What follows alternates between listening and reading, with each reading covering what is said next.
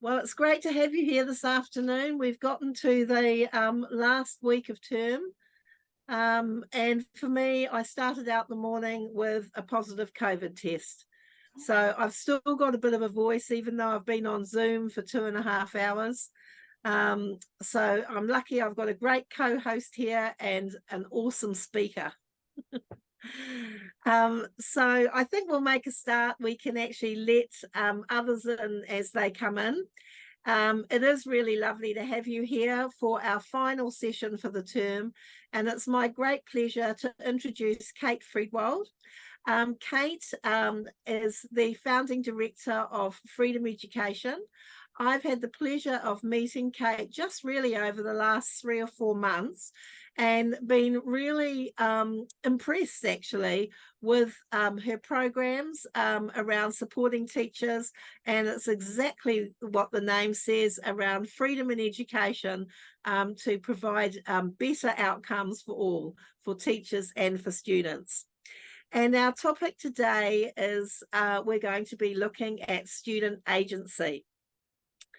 And I think learner agency, student agency, is such an important part of student achievement. So first of all, Kate, welcome. It's great to have you here today. Thank you, Jenny. It's good to be here. Lovely. And learner agency discussions is one of the things, it can range from the simple to the complex, but at the end of the day, it's all about successful learner agency. So tell us, Kate, what does learner agency mean for you? Yeah, I'd love to. I'm just going to share my screen so that we've got some visuals to go along with. Got 2 different things to share. There we go. All right, hopefully that's worked for everyone. It has. Great. So agency, this is a great quote here. Agency is having the power or capacity to act and make choices.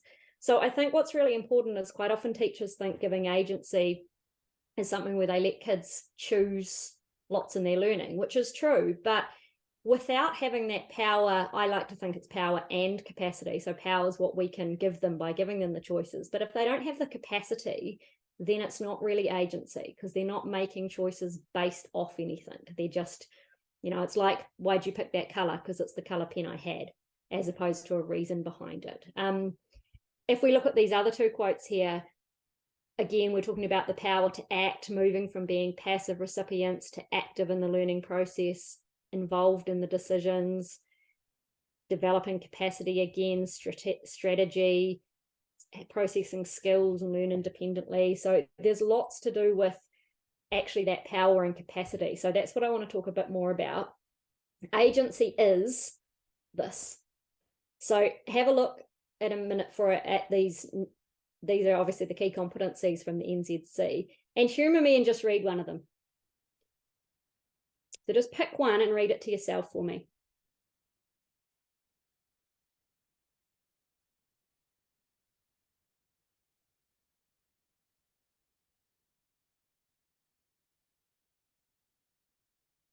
So what you read, I'm going to say that to do all of those things in what you just read and to do them well, our learners need to be agentic. None of what you read can happen well in a sole teacher directed model, which is unfortunately what we still see most of today. So that's one thing that learner agency is achieving those key competencies. The other thing, which is where the capacity comes in, so in order to have the capacity to make those choices, I look and talk about 2 major elements that make up an agentic learner. So we've got understanding their learning needs. So we need our learners to be able to identify what they're good at, what they need to practice more, and what tasks they could do to practice this. The other side of it is we need them to have self-management skills that allow those choices based on their learning needs. So things like choosing where to sit, time management, utilising resources, when to ask for help, the ability to be able to break down a task into smaller things. These are all self-management capabilities that we need our kids to have, and we need to explicitly teach them, right? Jenny, tell me a bit more about the Leadership Forum and what it discusses usually, because I'm just trying to think how this is sort of best practice approach and how we can go into who's sort of in what role and who helps out. Obviously, this is all about the learner, but there's other roles. Can I go into those? Absolutely, you can. And actually, I wanted to sort of discuss that with you a little bit, because our Leadership Forum discusses leadership topics and our role within these topics. And on lots of occasions, I've actually found that often teachers engage in some great best practice approaches, but unless they have leadership direction, or there's a whole school actual buy-in to the process, it's really hard for that to continue and for class teachers to do well. And so one of the things that I wanted to ask you about is, how would you describe the role for leaders and also for schools in supporting their teachers in this area? Yeah, okay, cool. Then I can continue on with what I had organised. So we're going to start with the learner. They're always at the top. It's their learning. And so we have different roles, and it's vitally important that we rethink how we do things. So we've got the learner. Their job is to understand themselves as a learner. So that's not necessarily understand the curriculum content, but understand their learning, to question their learning, to try things in their learning, and to choose things in their learning. Their whānau, their job's to encourage them. Their job's also to implement agency at home. So I'm sure you guys have seen it when you have the kids come into school where everything is done for them at home. And that makes it really difficult for us to expect much of them. Obviously, to whānau, to also question the decisions that are happening, and more so why they're happening, because if we just accept and we constantly give the, oh, that's great response, it's not actually helping our kids to understand why they're doing something. The teacher's role. The teacher's role is to set up learning. So create an environment where our learners can be agentic and where they can learn to understand their learning. Obviously, to do some explicit teaching, because at the end of the day, we still actually need to teach reading, writing, maths, and so forth. But as alongside that explicit teaching is more to guide and facilitate. So more to guide the child towards learning themselves. Provide the resources, have expectations of our kids. I'm still seeing a lot of classes where, you know, there's so much more potential than what's actually being asked of a child, but they're not given the space to do that. And it's kind of like, oh, yeah, you did a great job. Cool. Go and have some free time for 10 minutes sort of thing. Specialist teachers, tutors, so anybody else that's working alongside and supporting this learner, no different than the teacher, really, except for they're going to support those classroom systems as well. So knowing how the classroom's set up and the agency that these students have and how much they can take it on. I move from class to class a lot, and what I quite often see is it's tricky for kids who one year might have a teacher who's, you know, expects so much of them, gives them so much agency and expects it, and then they go into a class the year after and they're told what to do, when to do, and how to do it. And that's really tricky for a lot of our kids. So that's where this part comes in, which is our leaders, our principals, schools in general. So there's a few parts of their role is to support professional learning. Obviously, we need a lot more professional learning sort of in this space, and they can support that. School agency. So if we're expecting our learners to have agency and be good at it, we need to also expect the same on a school level and a teacher level. So that's why I've got school and teacher agency in there. School agency, I'm talking about things like, you know, when we get directives from the ministry, actually working out how they best work for our school, policies and procedures in each school, you know, going through and working out, are these in the best interest of our learner who's at the top? So it's actually a school making the decisions of what they're going to do rather than the ministry making them. And I know there's things that has to be done, but how they're done is quite open to a school. So taking on that level of ownership themselves when a new initiative comes in, saying, how are we going to roll this out? Teacher agency is all about, actually, we need to give our teachers this. You know, we need to stop saying, this is PLD on this and you're going to do it. And this is how you're going to do it. You know, letting teachers decide more, oh, yeah, I really need that. I'll come along to that. Or I'd actually like to learn in this way. You know, that sort of big picture. But other than that, it could just be as much as, deciding themselves when their kids might eat, or allowing that sort of freedom for a teacher to do their job, how their planning might look if some schools are sort of dictating that still. And obviously aligning their school values. So most school values have somewhere fitting in there about self-management or being an agentic learner, really. As well as these different roles that people play, it's really important that when we are rethinking things like this, that we look at the why. And so talk through just now the who and the roles, but I just want to touch on the why. So if we don't keep coming back to this learner at the top, then ultimately all the decisions that happen under them, should we really be doing it, is a big question to ask. So a lot of stuff I see happening in schools is like, is this important to the learner? No. Well, why are we doing it then? Why are we expecting it? This is why. This first child here, last year I could only write a sentence, and now I can write a whole paragraph. This was a student with dyslexia and ADHD who was able to, in his learning, use text supports. He could choose how, when, and what he wrote about, and all of a sudden he went from thinking he could write a sentence to a paragraph. And obviously that's got a lot to do with the other accommodations and that he was given, but he was given it in a class where he was actually able to do those things. This one down here, I feel like I'm part of the class instead of always doing easier work. When I had a child say that to me, I thought, wow. I said, what was it like before? Oh, I was always doing something different, something easier than others. So we can give them that through agency where they feel a part of it. I know what I'm good at and what I need to practice more of. And I think this, in a nutshell, from this 8-year-old, is what agency is all about. Knowing what they're good at and what they need to practice more of. I had a year 5-6 class once, and we always talk about learning needs. What's your learning need?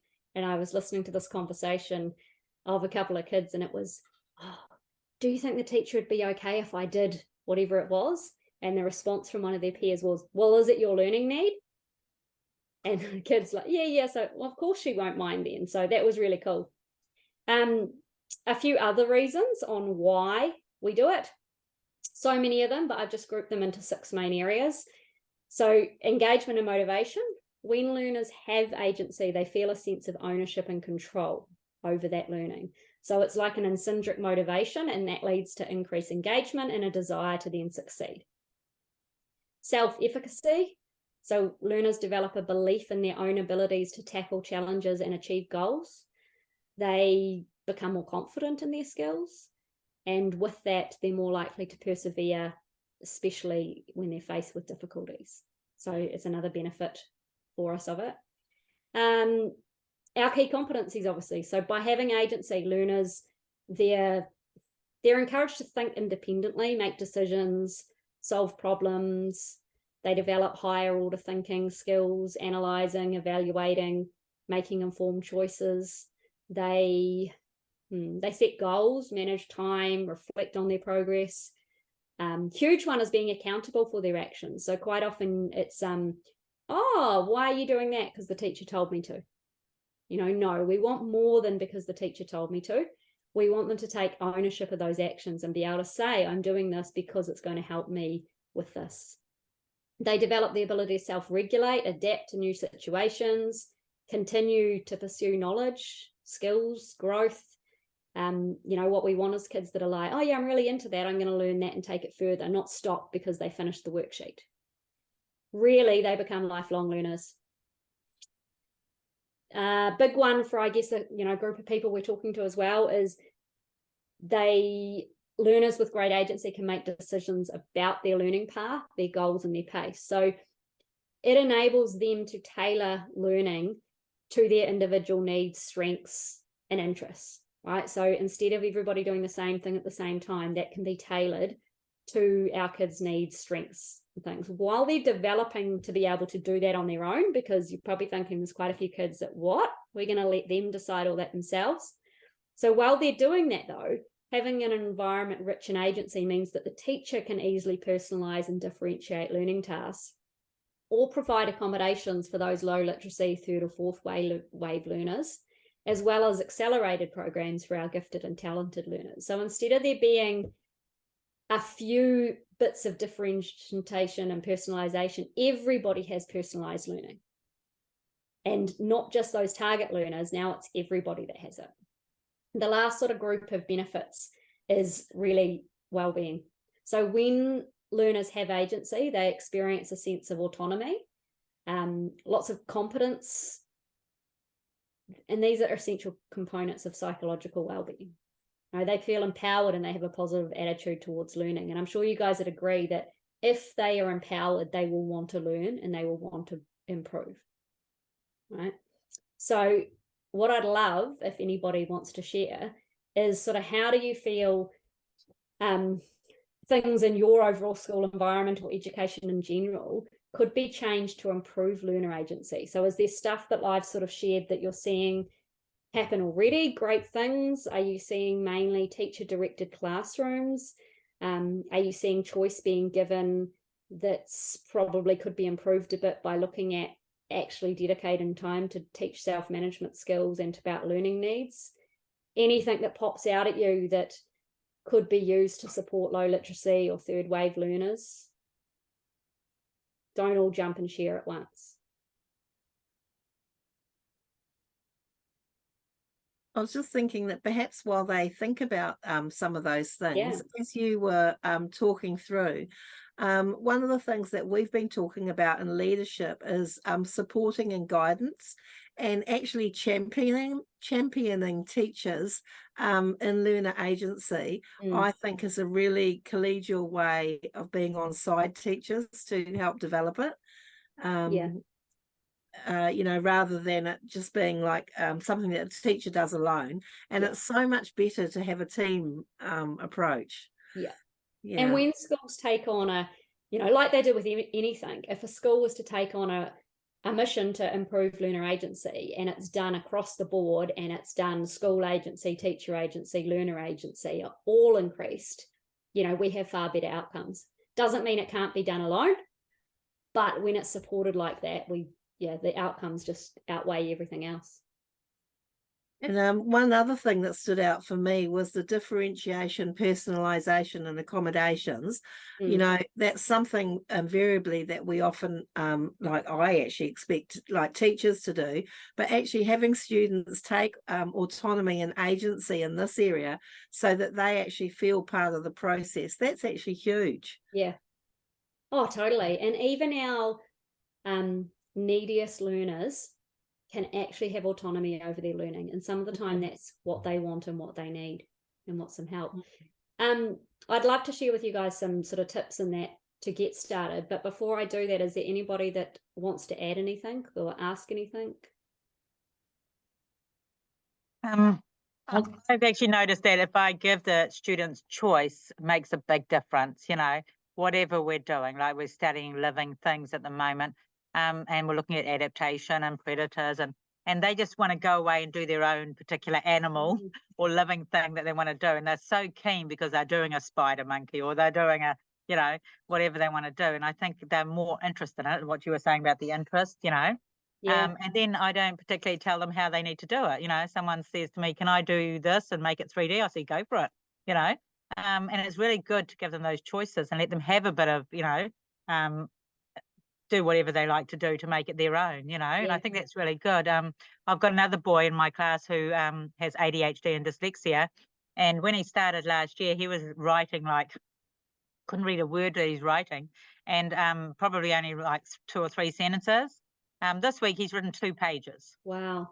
And it's a lot more legible. You can read a lot more of it, so I've been writing a bit, and then he's been writing a bit under it, and then I've been writing a bit, and he's been writing a bit, and he's just following on from that, and he's just kept going, and now he's just filled 2 pages. Oh wow. So just that extra I don't know what it is, whatever they need, you just got to keep working with them, really. And other kids that I know don't have morning tea, I buy chips, give them morning tea. They don't learn unless they have something to eat, so you've got to look at that well-being side as well, Sure. So it's the whole child, really. You have to look at, and help as many of them as you can, but you can't obviously, help every single one, but you do your best, And that's the thing, like when we set up an environment with high agency, it actually reduces the number of kids that need our help.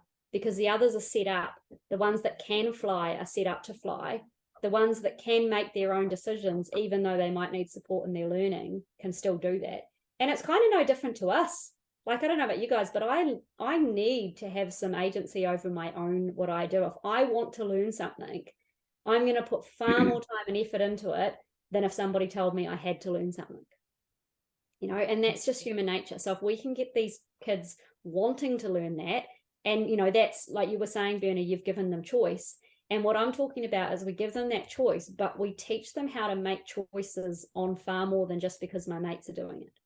You know, we teach them to make learning-based choices. Yeah. Anybody else got anything they want to add yet? I think Jackie's trying to talk because I can see her lips moving, but it's not working. And she's just down the hall from me. So I think I'm not sure what she was going to say, but from our perspective, it's actually one of our strategic goals at Arcuda, which is developing learner-centered approach to things. And that's why we're really interested to find out really from that leadership level.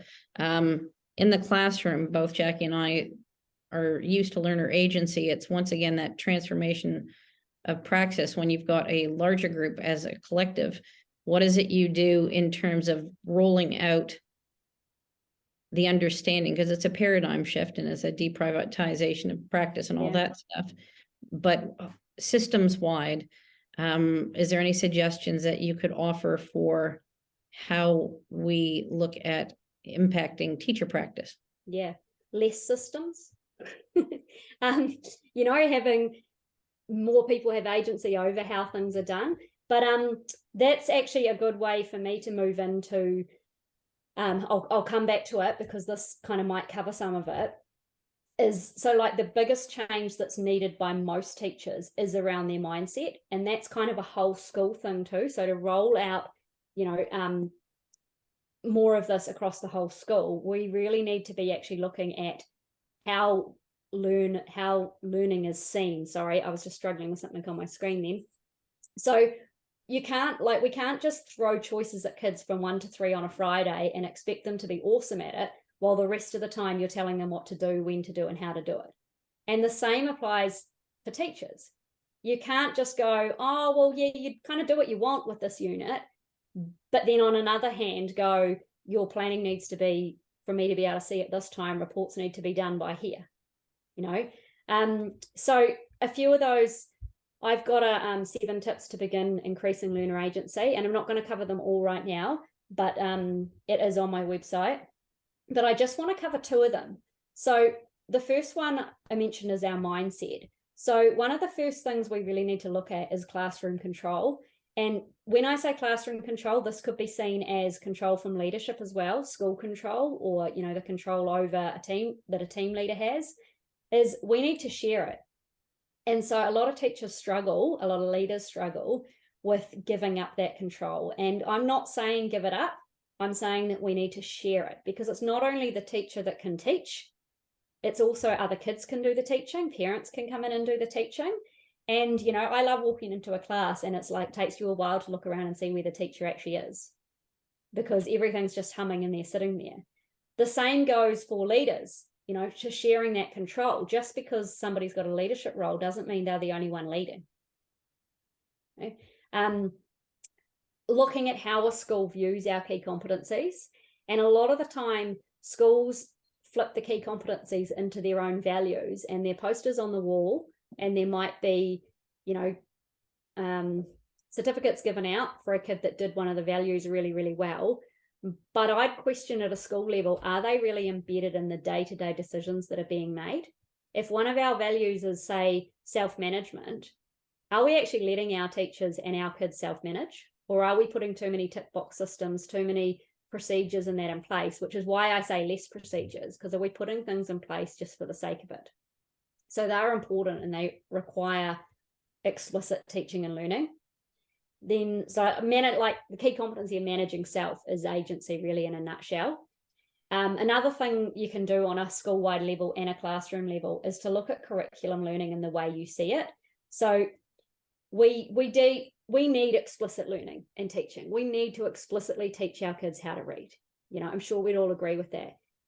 And then some teachers question me on, I'm a big fan of integrated learning, and it's not one or the other. We need to have both, because if we're only providing explicit learning, we're then putting kids out into a real world who don't know how to use those skills.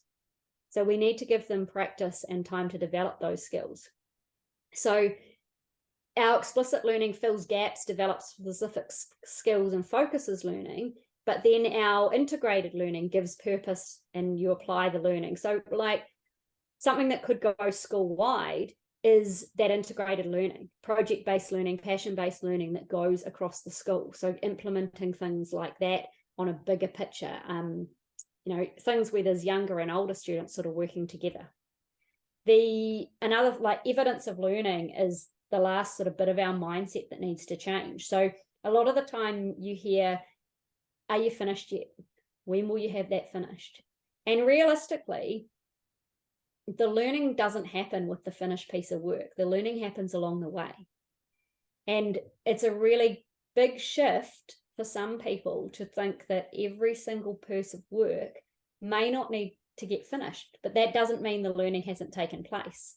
I was saying I made kites with kids today, matariki kites, and realistically, if the kite got finished or if it flies is irrelevant, because the learning came into actually building of it. Some of them didn't finish them, but the learning came into, my sail's too small for my frame, that sort of thing. And I think we need to break away from having 26 identical products to go on the wall, because and it's easy to say this and it's probably easy to hear it, but sometimes putting it into practice is different. That's actually not important. The value we need to place is on the journey, not on that destination. And that also applies for teachers. A lot of teachers undergo some teaching as inquiry, but sometimes they're expected to, have something to produce at the end of it, or, have a report to share on it. None of that actually means that they learned anything. The learning happens along the way. Some of the stuff, one of the other steps to getting started, which also some of these you're going to be able to take for a school-wide thing as well, is how you set up your learning culture for agency. So quite often I'll talk to people, how's your class culture? Oh yeah, it's really good. Everybody's respectful, everybody's kind. No, but how is it for learning? What's being celebrated? We don't want to celebrate, so-and-so got their work finished. We want to celebrate the learning that happened along the way. And that can be quite a big shift. So also celebrating that with teachers, not, don't get me wrong, don't not celebrate achievements, but more importantly, we want to celebrate the mistakes, the learning that happened from them. So it's all about walking the talk. And this is where schools come in. A lot of the time schools have the value, but they don't actually walk the talk that goes along with that value. They expect it, but they don't really want to provide the area to do it. So people are trying, but the reason why passion projects and Genius Hour, those sorts of things don't work for some teachers, I love them, but why they don't work sometimes is because they're only giving agency at these times. So the majority of a learner's week, they're directed by the teacher. Then all of a sudden for this time, we're expecting them to self-manage and show agency. And I see it a lot. Oh, well, we've done some science work. Off you go. You're going to do your own project now. But then the rest of the time, we're telling them what to do. So to achieve success, you need your class to set up and sort of breathe that agency. So stuff like resources, can they access them when and as they need them? Or have they got to ask? Really, like the teacher I've been working with who rearranged her room, and in the middle of the room is quite a large table that has everything on it. And if they need something, they just go there. It's called their resource hub, and they just go there and get everything they need. Can they go to the toilet without getting permission first? I mean, when in life do we have to ask to go to the toilet? So coming up with another system that's more respectful, I guess. Yes, we still need to know where they are, but it could be a tell a buddy, it could be something on the board. I'll be honest, if a kid asks me if they can go to the toilet, by the time they've left, I've forgot who was going anyway. So, coming up with some other sort of system that gives them more agency on, well, can you go to the toilet? Class jobs, many classes I see have a roster for jobs or something similar. So if we're going to build our class on agency, we will allow everyone to simply act as a team and get everything done. So you can quite often see it's a lot of small things. So we want the jobs to get done because learners know and understand why they need to be done, not because they're told it's their job for the week. You know, so it's just like we're asked to bring cups back to a staff room as teachers. And we're not asked to do that for any other reason than that we know that other people need those cups. You know, so it's kind of giving the kids that same sort of need. The role. The role probably takes 5 minutes twice a day. It's 50 minutes a week. And that's 8 hours a term just to do what? You know, to implement a policy that's, you know, no doubt really only in schools. Where else is the role going to be taken for these kids? So, you know, it's not about not taking the role, but most of us greet students as they arrive before the bell in the morning. You know, they walk in the door, morning, and we've just done the role. We've greeted them as they enter the room. Or we could have a sign-in board that they sign themselves in. I've seen some classes work successfully on a buddy system where they're in groups of 3, and once they're sitting on the mat, is any one of your buddies not here today? You know, so just changing things, because that's 8 hours of learning a term that we could get back. And it's not sitting on the mat, it's all done from the teacher. I'm checking if you're here. We're putting some of that responsibility and agency back on them. There's a comment. I was going to say, there's a comment in the chat, which I think from Jackie, who couldn't speak before. Learning through play sets up students so well to introduce student agency. A lot of mahi goes into setting up learners for success in the environment that encourages agency, and like starting that young. Yeah, totally. And they, like, I see kids coming through from learning through play environments, and it's just awesome. And then what I see, and I'm sure you guys have seen it as well, is we get kids that are higher up the senior school, even if they did do learning for play, but for a few years, that's then become more teacher directed because we don't have enough time for them to play, and we need to get, you know, the curriculum into them. And then you ask them to do something and they say, how do you want me to do it? You know, they almost lose this creativity, and the longer they've been under a teacher-directed model, the harder they seem to find it. So, you know, I had a couple of kids a few years ago that we were all coming up with ways we could improve our classrooms. And, you know, I threw some suggestions around, and they wanted to create designs on the windows. I was like, okay, cool, go for it. What do you mean? We can paint the windows? Yep. And they didn't believe me, you know, because they're so used to not having this. And it's like, I can't remember who wrote the story, but you've probably heard of it, of the boy that draws the red flower, you know, and the long story short, he's asked to draw a flower, and so he goes away and does it, and the teacher says, no, not like that, like this. And, you know, you're going to draw a red flower with a green stem. And that goes on, and then he goes to a new school, and the teacher says, we're going to paint a picture, and he says, what shall I paint? He says, oh, maybe paint a flower. How should I do it? You know, and I'm seeing that a lot of that, where the creativity is just being knocked out of our kids because they're not given that. It's almost like a paint for numbers approach. We're all going to do this piece of art. It's all going to look the same. And that's not learning. One other thing that's easy for us to change is our eating procedures at school. So like, where else in the world gets 10 to 15 minutes to eat, sometimes on a cold ground and at a time that's specified by the bell?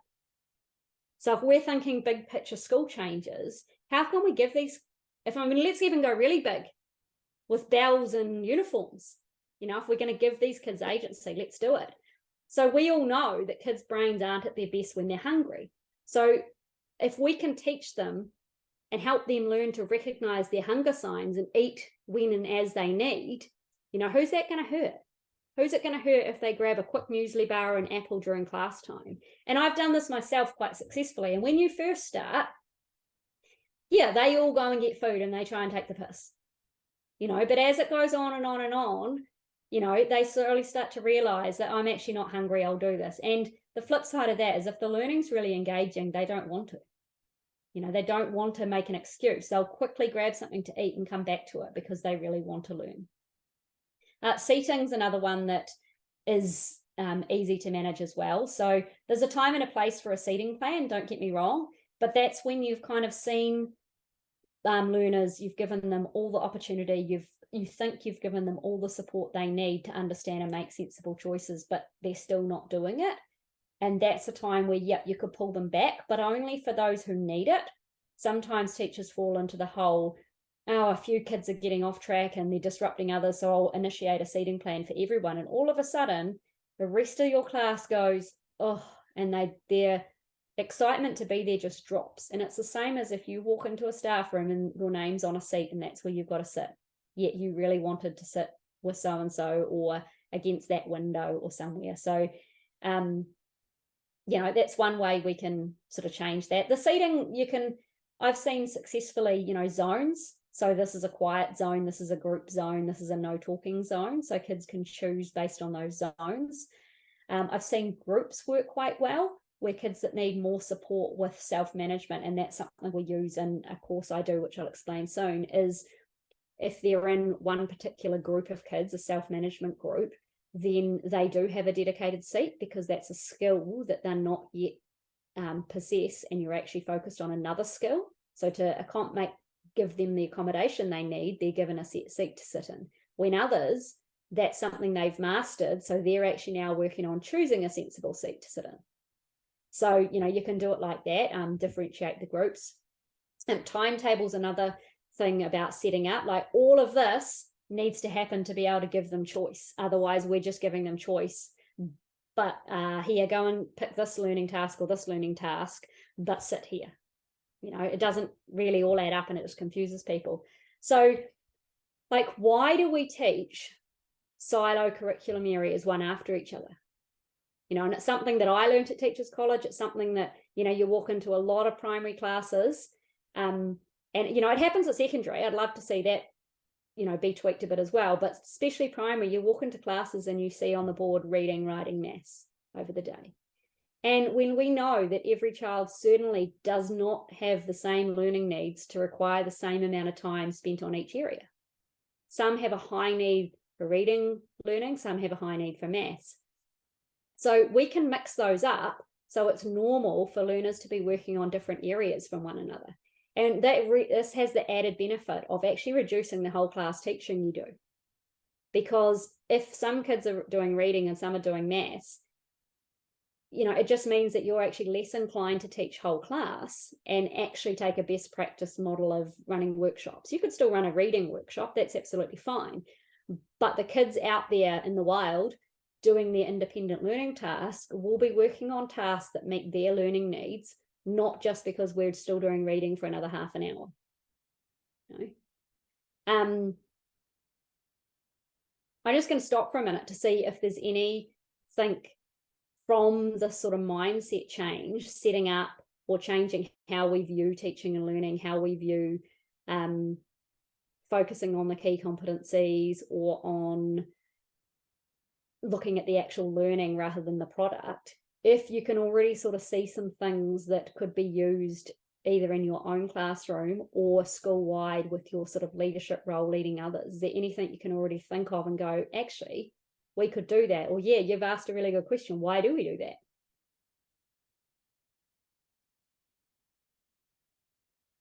Good question, because I was just going to ask the same thing myself.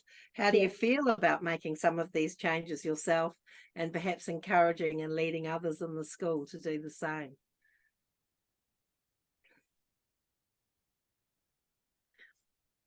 And while some people are thinking about that, because I know that there are going to be some takers, thank you, Jackie, we'll take you first. We didn't say at the beginning, if you would like to put your name and email address in the chat box, we've got a couple of fabulous giveaways. One of them is a copy of my book, The Wobbly Kids, and Kate has amazingly offered a free membership to Freedom Ed, and I've looked at some of the PLD that's available as part of that free as a part of Freedom Education. She's got some great interviews with speakers on engaging topics, and if you would like the chance to win, just put your name and email address in the chat box, and at the end we will draw those two prizes out.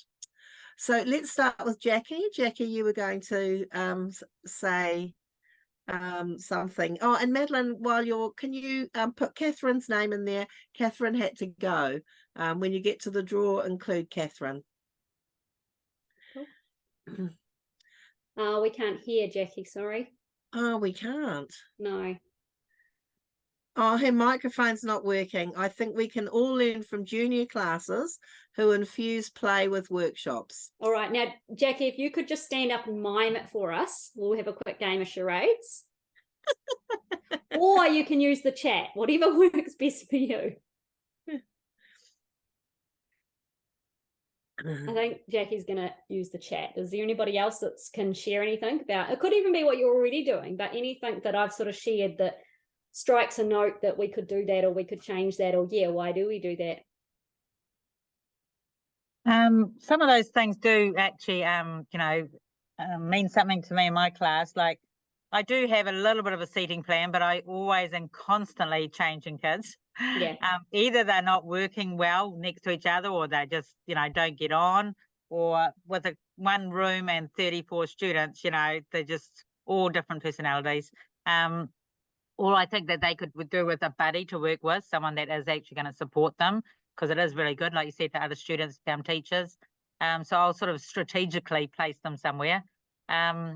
But I think the seating thing is, able to be controlled by the teacher, whereas, say, timetables and when they eat and things like that, and bells and uniform is kind of out of our control. It's all comes from management, So some things we can do, like set up our classroom in different ways, but we're still directed here at school to sort of put certain things on the walls. We have to have a reading, writing, and maths display and things like this,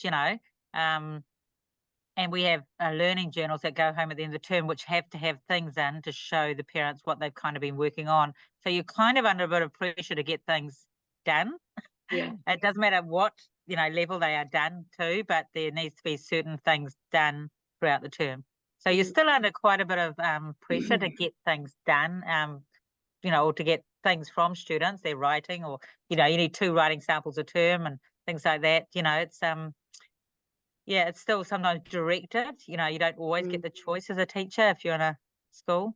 I can't just let my kids go out and eat whenever they want to, because then there'll be 29 other classes that say, why are they allowed to do that and we're not, And I think, Bernie, that's what I mean by, when we take a whole school approach. And I'd suggest to teachers, don't wait for that to happen. Don't wait for the change to come from higher, but also we can push for that change. Because a lot of those things you just described, those are things that a school puts in place. They're not directives from the ministry. No. These are things that procedures over time schools have initiated. And then somebody else comes into leadership and they initiate something else. And quite often we find that nothing gets taken away. So things are just sort of loaded upon us. And so my suggestion would be to constructively push back and challenge those things, but at the same time, continue to do whatever you can do in your class to make the biggest impact for the kids that they're in there. Like, don't let that stop you, which sounds like you're already doing, which is fantastic. Trying. It's all we can ask for. And there's so many things that, for example, the eating. I get lots of students with neurodiversity who the eating rules are such a challenge for. And it's actually unnecessarily a challenge. Like, for example, we all sit outside under the sailcloth, and there's 100 kids, and these kids with noise sensitivity, their anxiety levels just go through the roof.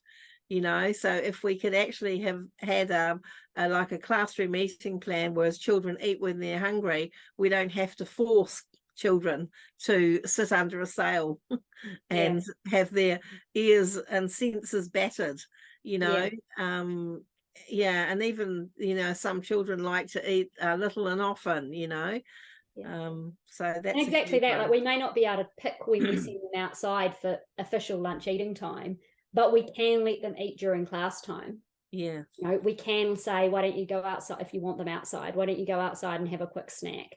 Once you're so that might mean at lunchtime they're actually sitting around just chatting rather than eating, but hey, they ate when their brain needed them to eat. So I think, you take as much and do it in your classroom. And there is always the, ask for forgiveness rather than permission. And if, like Bernie says, that we can't do it because other people will see, you might have a place in your room which is snack corner, so they can eat in that snack corner. in your room. Yeah. If you And can't then sit if it's around. opened up like that, it's not, oh, there's an exception made for that child because they're diabetic, so they have to eat. It is just a whole, anybody who needs to eat, whether they're diabetic, whether they just don't like the noise outside, or whether they're just hungry, can go and do it. You know, it's not because they've got a special need. It's just because they're a regular human being who likes to do things when they need to. Mm. Mm-hmm. Just makes it a little bit hard for those kids that have no food. Yeah. Yes. Which is a lot of kids. Yeah. Okay, that is a challenge. And would you say that's becoming more widespread? Definitely.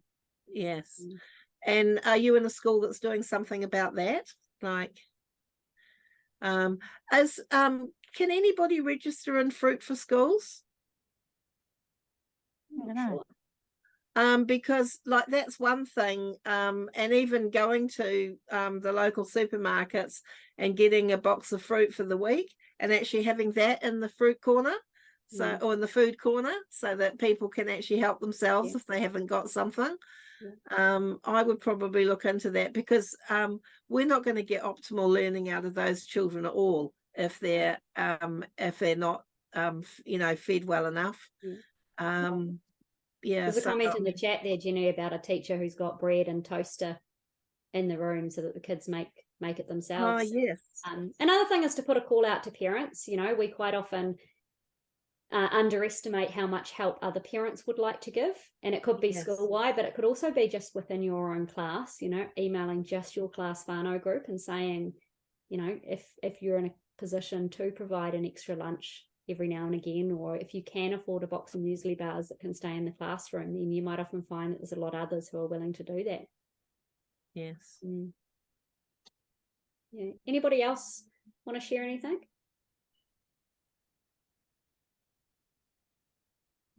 Jackie says our students come to the office if they're hungry. We had breakfast and lunch for anyone who needs it. Yeah. And I think there's organisations out there that are quite keen to sponsor things like that too. Don't ask me who, but I know of a school who had sandwiches made up in the freezer, and teachers just put kids' names on a list, and someone from learning support would check that before lunch each day and send it up, and it was as if they had a lunch order. Right. Lovely.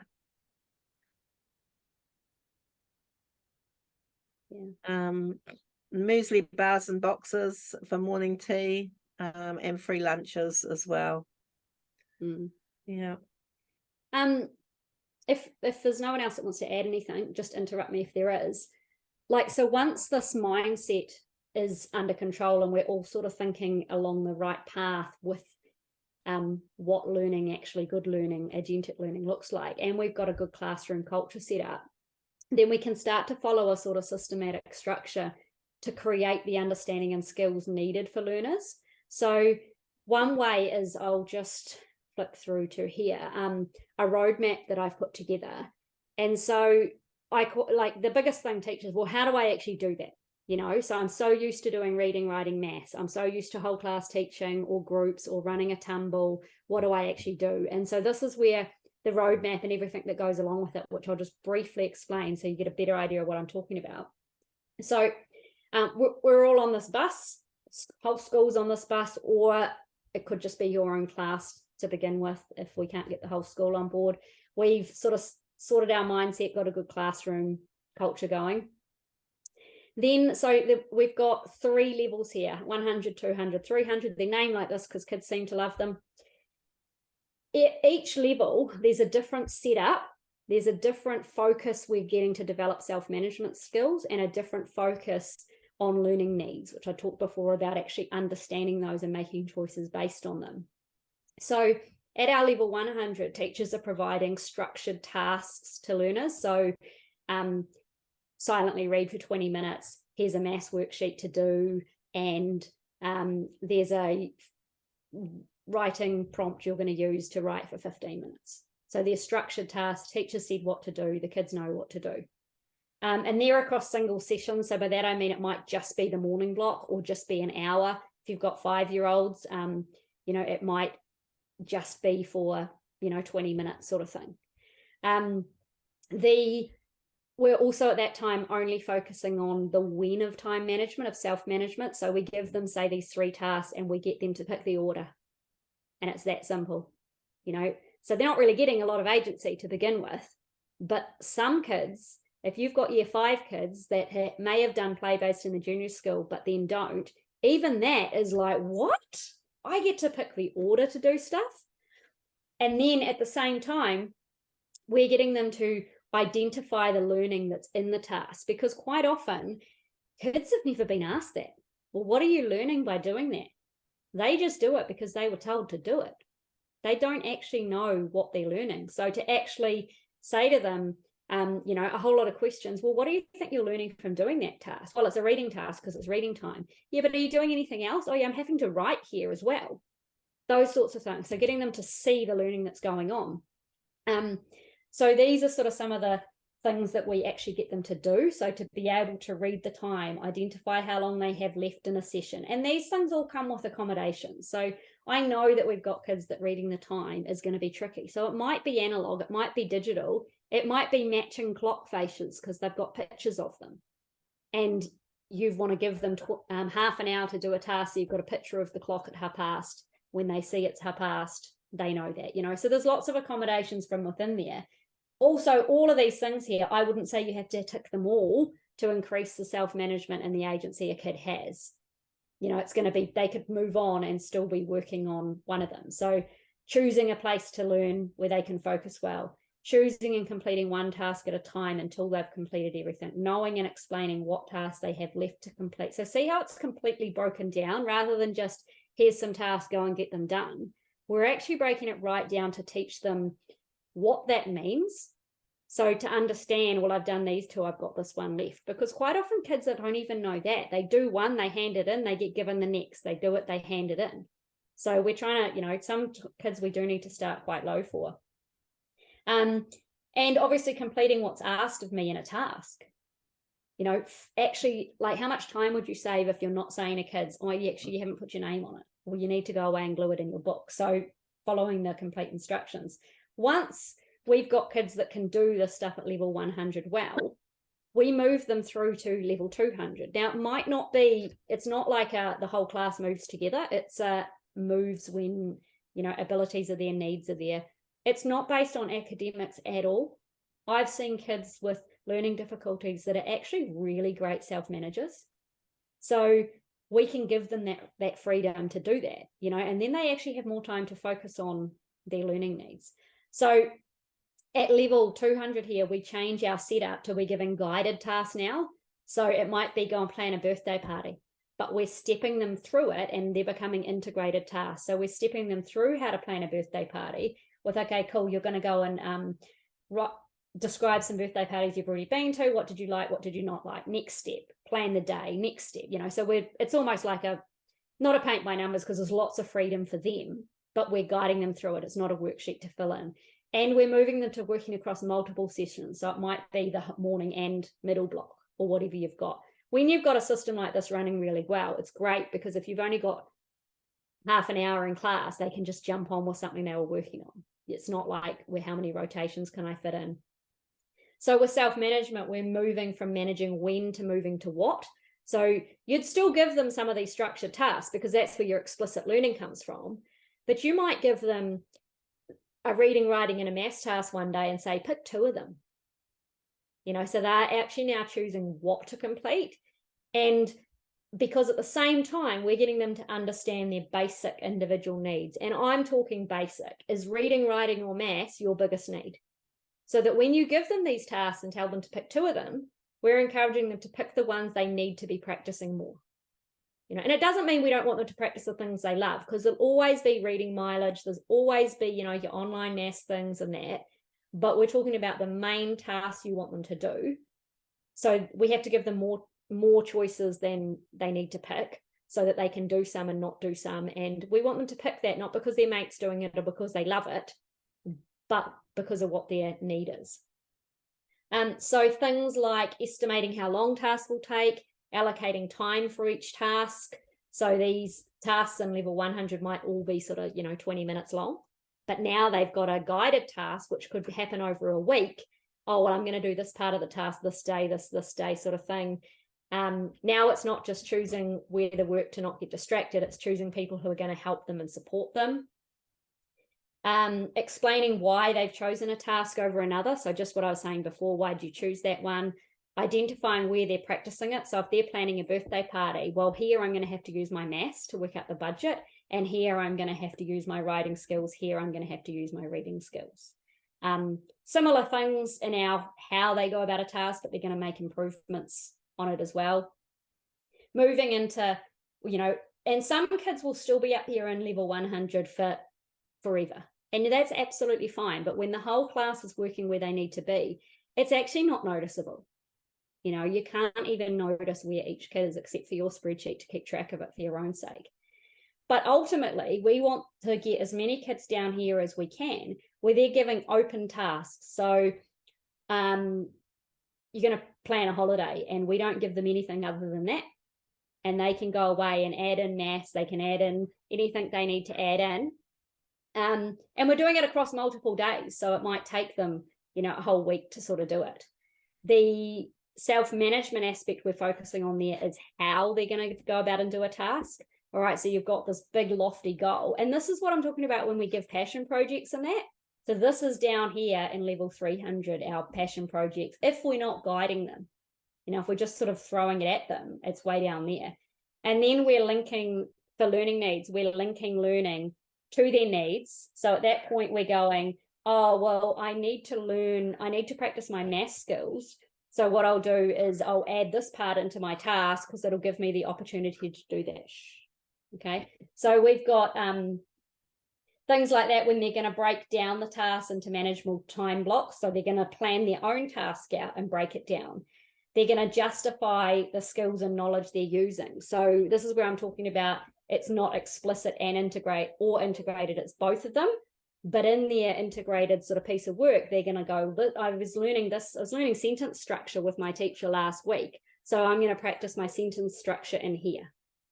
And then they're going to sort of critique their learning as well. So you can see kind of how there's like a systematic progress to sort of going down into it. And this is something that I cover and work sort of through in a course I do, which is here. So what happened is I was working with some teachers and it all started with, I've got 10 devices and 20 kids.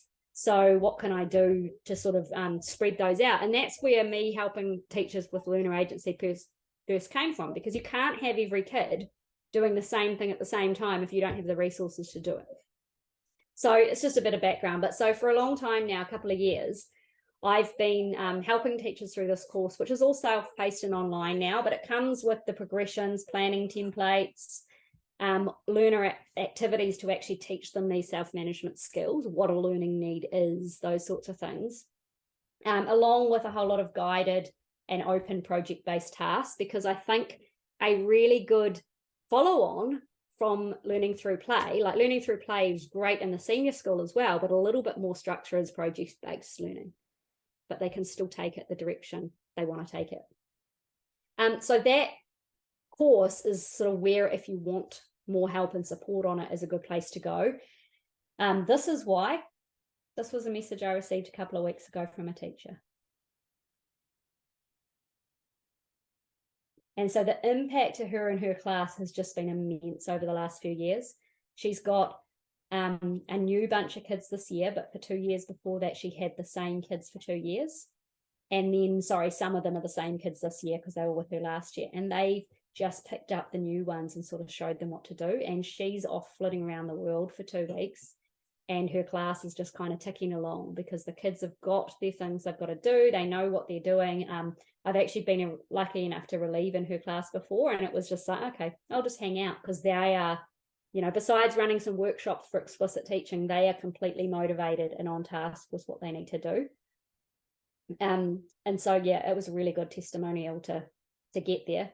When I did the course, what happened is the first lot of people that were on the course, they were asking, so what do we do that's kind of bigger than that? So this is where the membership that Jenny talked about comes in. So my course, Ditch the Tumble, now fits under this membership. And then alongside that is I've got experts to talk about other areas where we can sort of really take on board to transform education and change things. So Kate Horton does a PLD session. So these are all sort of recorded Zoom, similar to this, with a whole lot of information and resources to go along with them. She talks about teacher agency. Steve and Becca share their knowledge of school ownership, so that's kind of school agency with us. And there's a big range of them. Jenny's in here. Jenny shares with us all about neurodiversity. Karen to boys, classroom culture. We've got project-based learning. Jace Williams, trauma-informed practice. We've got learning through play, outdoor classroom. So all of these are kind of like a spotlight. It's almost like going to a after-school PLD session or a workshop at a learning conference or something. And so that's sort of how the memberships worked out. What I've done is got a really good offer if any schools do want to jump on board for me to help them out with more with this. So if anybody joins under a team membership, I'm happy to jump online with senior leadership for an hour and talk about strategy and the big picture and what changes across the whole school could be made, how we could support teachers, and then also jump on with staff for 3 hours, not at a time. God, I'm not going to do 3 hours in a row. Maybe at the start of the journey, partway through the journey, later on, or 3 different groups of people or whatever to sort of help guide that. So it's sort of my, if I can help, I'd love to help. I love seeing more teachers and schools come on board and increase their agency. So Jenny's going to flick out that little flyer there to you. You can get in touch with me. But yeah, I'd love to know if anybody has any questions that they want to ask me now. I'm going to stop sharing so that we can see each other better, and you can ask me anything if you want. That's fantastic. Yeah. I hope I've excited people and hope you guys understand a bit more of like what's underneath all this choice that we could be giving kids. So yeah. Amazing. I've really enjoyed the session. I really like what you've put together too around the membership and how that can support teachers either individually or as a whole school if they go with small group or but at least even if they haven't got a school that is ready to jump on board fully, it's still something that they can do themselves. Yeah, definitely. Yeah. And like I say, don't let if a school's not ready to take the plunge, don't let that stop you as an individual teacher. And the same with the other way around. If a school's ready to take the plunge, but they've got pushback from teachers, that's where, you can get the early adopters on board first and it rolls out from there. Yes, exactly. So any questions or comments and before Madeline does the draw?